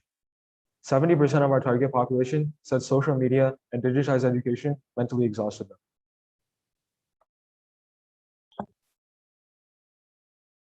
12% of our audience said that they were positively impacted by the pandemic. Individuals who found that the lockdown had impacted their mental health positively have fewer mood fluctuations and feel good generally. They describe their state of mind as good or excellent. 9% of our audience said that they were mildly positively impacted. Individuals who found that they were mildly positively impacted by the lockdown were able to build new habits and hobbies that they enjoyed due to the lockdown. They do not feel a strong change in their mental health. 49% of our audience said they were negatively impacted. IB students who found that the lockdown and online school has negatively impacted their mental health observed that their social skills were negatively impacted. They also said that online school mentally exhausts them. 30% were mildly negatively impacted. Individuals who found that they were mildly negatively impacted by the lockdown reported a lack of social interaction and more dips in their mood at regular intervals. However, they do not feel much change overall. We formed 3 probing questions to narrow down our broad data. The first question is, how has the lockdown impacted teens? As per our interviews and the survey results, increased levels of anxiety, increased stress, and mental exhaustion were the 3 main causes for this. The second question was, why does online school exhaust teens? The answer to this is challenges in motivation, individual seclusion and isolation, and the lack of interaction and engagement present in online school. The last probing question was, how can levels of interaction be increased? The answer to this would be the components of our solution. These include interfaces for socializing, dedicating time to socializing, emphasizing on its importance, and gaining access to counseling.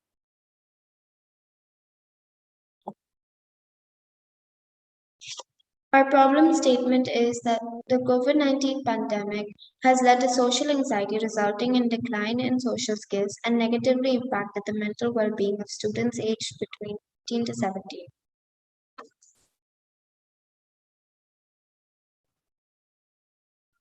So what's next? Our action plan going forward includes the ideate stage, which we plan on executing from the 1st to 3rd week of November, following which we will come up with our prototype and develop it from the 4th week of November to the 2nd week of December. Finally, we will end the testing phase by the end of this year. Thank you. Thank you, team. It was truly a very detailed presentation, and it's obviously a lot of work went into making it happen. Goal-mindedness and success are like the start and end points of a journey towards achieving your goals. In the beginning, goal-mindedness provides you with direction and gives a clear view of what you need to accomplish, and then everything else falls into place. The hardest and most crucial part of the journey is to start. I now invite Moksha of grade 7 to share her academic goal-setting documents.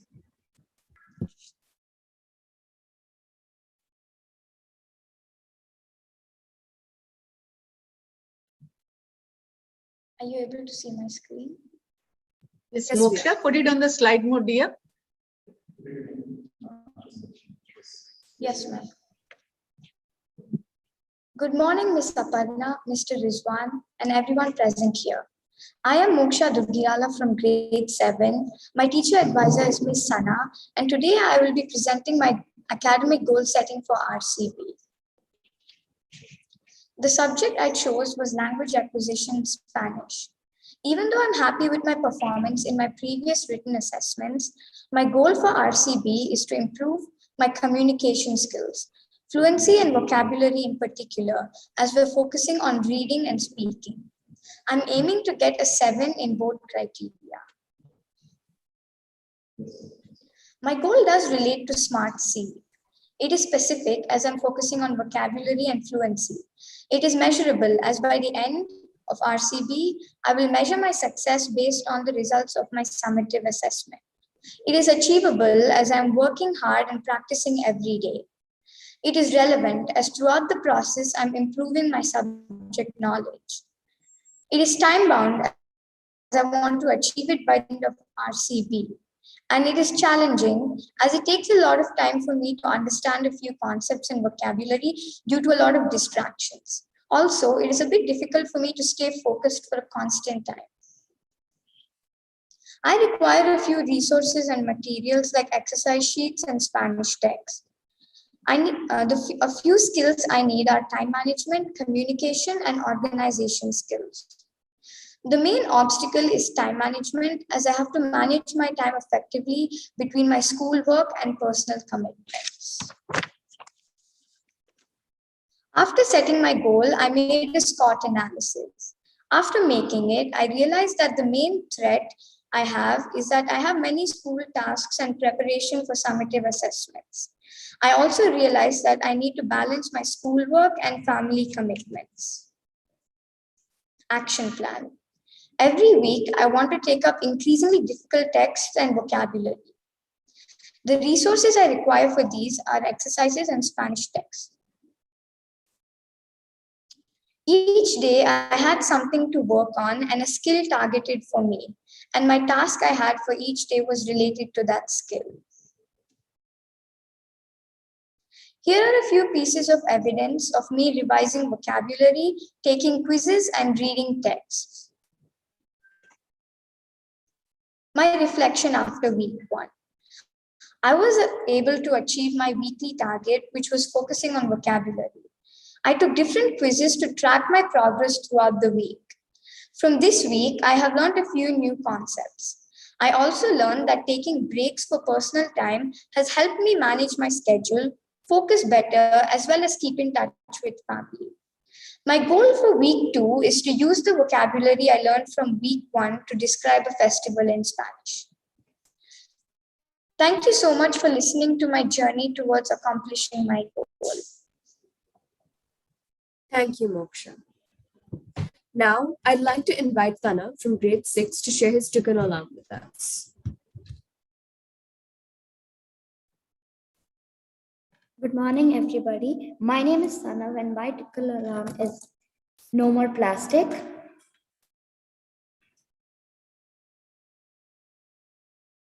As we can see all around the world, everybody uses plastic. From shopping malls to drinking water, we use plastic. So my divine dissatisfaction is plastic pollution is a global concern as the planet is drowning in plastic litter. Nearly half of all plastic products are discarded after a single use, and it takes up 1,000 years to disintegrate. Plastic bags and straws can choke and starve marine life, and microplastic can cause liver, reproductive, and gastrointestinal damage in animals. And my tikkun olam journey is, my application is humans invented plastic, and hence humans will have to find solutions to problems caused by plastic usage. Therefore, it's our responsibility to reduce the usage of plastic and soil pollution to save our planet. These are some statistics of the amount of plastic usage that we use in a year. Since 1950s, 8.3 billion tons of plastic has been produced worldwide. Over 2 million tons of plastic waste has been dumped into oceans globally in a year. 2 million plastic bags are still being used every minute. Due to excess usage of plastic, over 1.1 million aquatic animals are losing their lives. My service is, I would request people to use biodegradable and reusable shopping bags and have reusable cutlery. Stop buying plastic bottles and carry own bottle and refill them. If necessary, to use plastic, I would prefer only recyclable plastic. My tikkun olam. I would like to make my house and surroundings plastic free in coming 3 years. Also would like to see surrounding lakes and ponds mostly plastic free and healthy aquatic life. This is a chart for how much plastic we used from 1950 to 2015. And this is the amount of plastic that we're expecting in the Asian countries at 2025. My yearly action plan. The third year, my 3-year mission statement is planning and execution of effective plastic waste management and effective disposal of hazardous plastic waste from different institutions.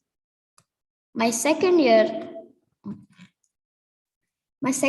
target is to educate people about different ways available to manage and dispose plastic waste by using biodegradable plastic. My last year is to implement different ways to plastic waste management and reducing the usage of plastic to great extent. This is my monthly action plan. From September to October, first I will make my house plastic free by using eco-friendly jute bags and using earthen bottles. The next month, I will plan a community drive to create awareness about ways to reduce the usage of plastic and its benefits to the environment. The next month, I will create a voluntary group at school and educate the children and staff about alternatives for plastic. I will the next month, I will create awareness through social media globally. And the last and final month, I will explain the proper disposal of kitchen waste to my relatives and friends, and I will educate them about the impact plastic will create on our environment. This is my weekly action plan.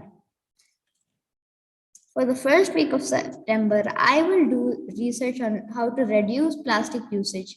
On the second week, I'll make an action plan to execute. The third week of September, I'll collect all the resources needed to execute my action plan. The fourth and last week of September, seeking for help from parents and peer group. The first week of October, I will choose different platforms for execution. The second week, I will get done with all the groundwork required. Third week, starting drives to educate people about reducing the usage of plastic. The fourth and final week, monitoring if people are actually practicing the instructions and getting feedback to improvise. Thank you. Thank you, Tanu. I'd like to invite Vishnu. Mohini, before we go to the next one. Tanav, I can see that you have a very, very detailed plan there, but two things I would want to mention here.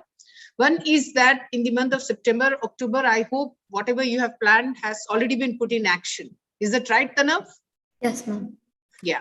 And Tanav, it's very important that when you put up the plan here, especially for September, October, and since it's a Tikkun Olam, something which is going to drive you for a very, very long time, and you have taken up a very, very noble cause, because climate action and climate change is what we have taken up as a school. Dear, it's very important that you put up the impact, okay, of what you felt or what it had on you and your family members while you had taken this action. Remember, okay, as much as Tikkun Olam is about heal the world or repair the world, it's also about a lot of actions that we need to take. Okay, it's good to have a plan, because only when you have a plan, you can break it down into tasks and integrate or amalgamate it with your daily schedule. But it's very important that in your journal, you mention what has been the impact of while you were doing all these tasks.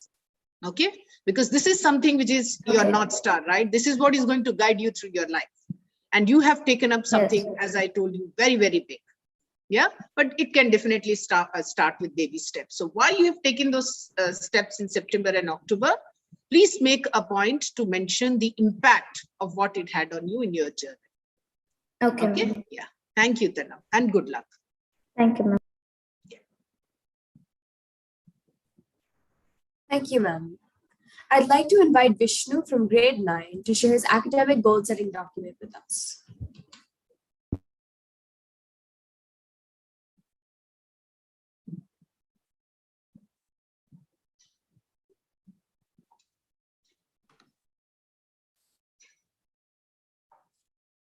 Good morning, respected principal, vice principal, teachers, and my dear friends. My name is Vishnu Kaladindi, and this is my academic goal setting for this year. I would like to begin with a brief background of my goal. Since grade 7, I've been achieving 7 on 7 in my mathematics summative assessment. However, this year in RCA, I achieved a 6 out of 7. This fall in my performance had me very worried, and after reflecting and introspecting, I realized that my grades were an indication of me losing focus. It was not the one mark that concerned me, but it was a lack of conceptual understanding, focus, prioritization, and discipline that was affecting me in everything I did. And I realized that I needed to take action. And after speaking to my mom and my teacher advisor, I realized that math is the area I should focus upon this year. My goal is to get a 7 on 7 in math in the grade 9 finals. and to build certain personal and mathematical competencies along the way. And my goal does go by the SMART C framework, as it's specific to the mathematical concepts we learn in a specific term. My progress can be measured through my FA and SA grades and the test scores I get on Khan Academy. It's attainable as I can follow the action plan. It's attainable as long as I follow my action plan and work in the areas I lack. And it's relevant as by getting a 7 on 7, it will reflect on my mathematical skills, focus, and personal skills, which will prove beneficial in my profile building and will be applicable in so many real life situations. My goal is also time bound, as I have time till the end of the academic year to achieve so. My goal is challenging as well, as this goal requires a lot of patience, focus, and practice. Now, why is this goal important to me? This goal is of great importance to me, as getting a 7 on 7 in math will give me great sense of achievement and also self-efficiency. I will enhance my mathematical skills, logical thinking, and my speed of calculations, and this will also help me excel in other subjects like geography, physics, and chemistry. It'll also prove to be beneficial, as math is a subject that is applicable in so many day-to-day activities, and the development of these skills and mathematical concepts will also help me in profile building for my higher education. Now, I need a few skills that I must develop along the way to maximize my efficiency include self-management, practice, reflection, prioritization, and focus. Now, my SCOT analysis. A few of my conceptual strengths in math include algebra, graphing, my arithmetic and geometric sequences, and arithmetic problems. A few of the personal skills that I feel I have as well are resilience and sincerity. And a few of the conceptual concepts in math I find tough include quadratic sequences, mental math, and speed of calculation. And a few of the personal challenges I face include putting enough focus and keep my priorities straight.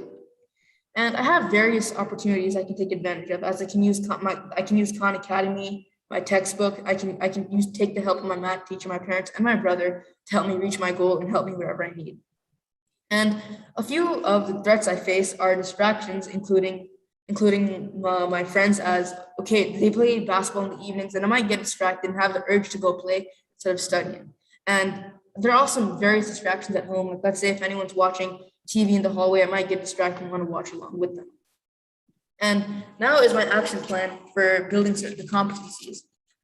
After reflecting, I realized that my personal competency building would also result in academic excellence as well. So I made an action plan for the same, and I will start off with listing out my daily tasks in the beginning, and then I'll prioritize my tasks from the most important to the least important. I will also reflect upon my strengths and weaknesses and any personal challenges I face.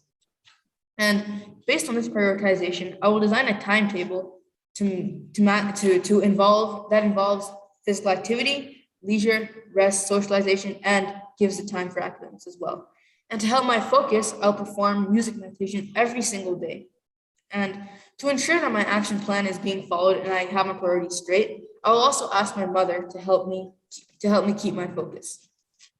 Now, my academic action plan and timeline.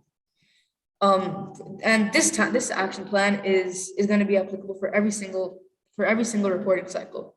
In the first 2 weeks, I'll do basic questions and numerical problems based on the syllabus given, just to build a strong basic over the topic. And the third and fourth week, I'll start doing higher order questions to build my conceptual understanding over the topics in the syllabus.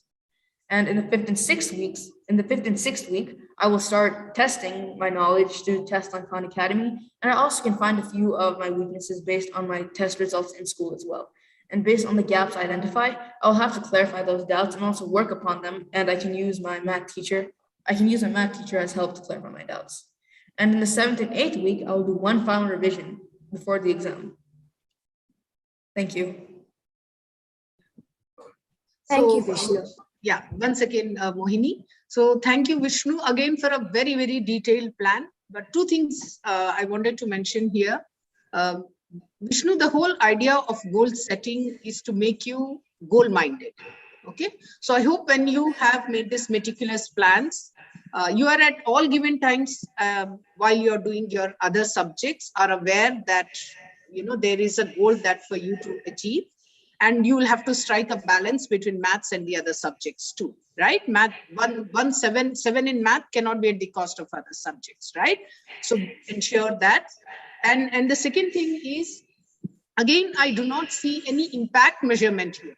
So suppose, like the panelists earlier said, that in week 1 and week 2, suppose you have not been able to achieve, there could have been some measurement that you could have put there, saying that in my formatives I'm going to get this and this. So in case I don't get that in my formative, what is my course correction, right? Because suddenly at RCB you should not be realizing that I have not got the 7 which I desired, which I had set out for myself.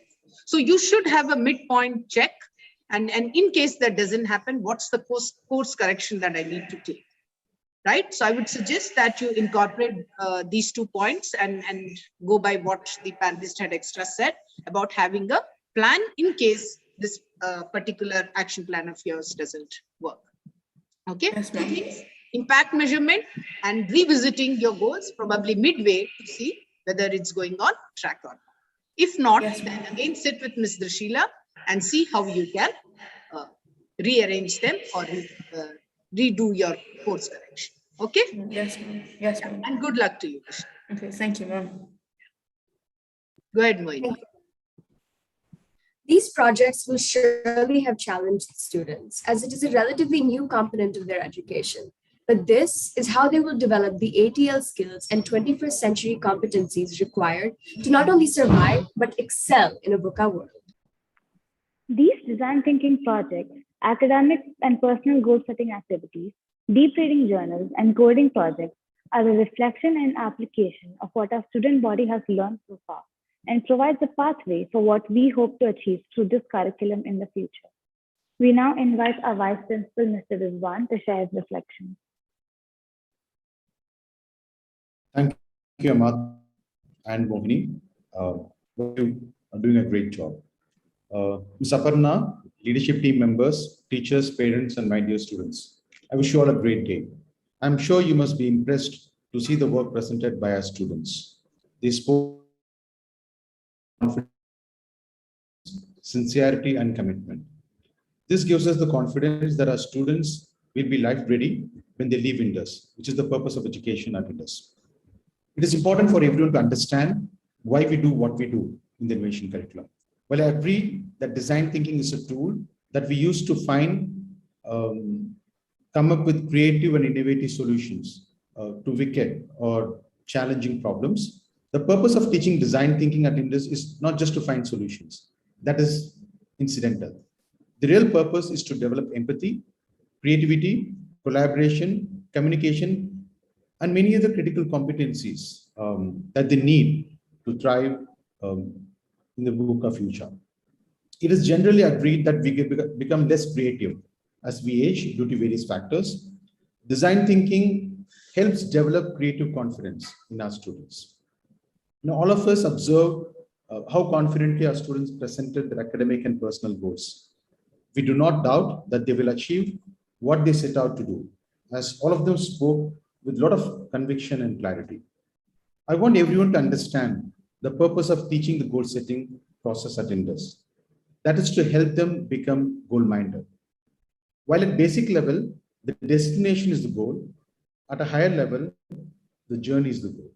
What come by pursuing the goals is more important than whether we achieve our goals or not. And coming to Tikkun Olam, the purpose of teaching Tikkun Olam is to develop empathy for themselves, for others, and for the earth. Humanity is facing a crisis of climate change. For example, the level of carbon dioxide in Earth's atmosphere stayed between 275 and 285 parts per million for thousands of years. By 2020, it was 412, from 285 to 412. In a century or so, a crucial aspect of Earth's workings had undergone a change 100 times greater than had previously been seen in a millennium. We are running out of time. We need our students to be climate literate and climate change leaders who can come up with innovative solutions to solve climate change issues that we're facing at present. Deep reading helps develop critical thinking in our students. They become more aware of themselves and the world around them. It also helps them to come up with innovative ideas. And finally, coding. We all witnessed the coding projects presented wonderfully by some of our students. At Indus, not just students, but teachers are also encouraged to learn coding. All of us are aware that coding helps to develop curiosity, creativity, problem-solving skills, and resilience. It also encourages collaboration and logical reasoning. I take this opportunity to thank Ms. Aparna Achanta for guiding the teacher advisors to deliver the innovation curriculum at Indus Hyderabad, and for also providing her valuable inputs to our students on their presentations. A special thanks to Mr. Madhusudan, Mr. Karthik, Ms. Vishaka, Ms. Farida, Ms. Shweta Kotapalli, Ms. Sumana, and Ms. Rishu for the support. Our heartfelt gratitude to all our teacher advisors for the willingness to unlearn and relearn, to teach the students and not the subject alone. A special thanks to Mr. Major Aman Malekan and his admin team, Mr. Sai Baba and his accounts team, Sodokso team, our ICT team comprising Mr. Shravan, Mr. Prem, and Ms. Divya for the support. We thank all the parents for their unflinching and continuous support to the school. Thank you, parents, for trusting in this with your children. Finally, a sincere thanks to all the students, our leaders of tomorrow, for putting in the best efforts to prepare for the Innovation Day. As promised, we will ensure that all our students are given an opportunity to showcase the learning during the innovation curriculum periods in the next few weeks. Thank you, everyone.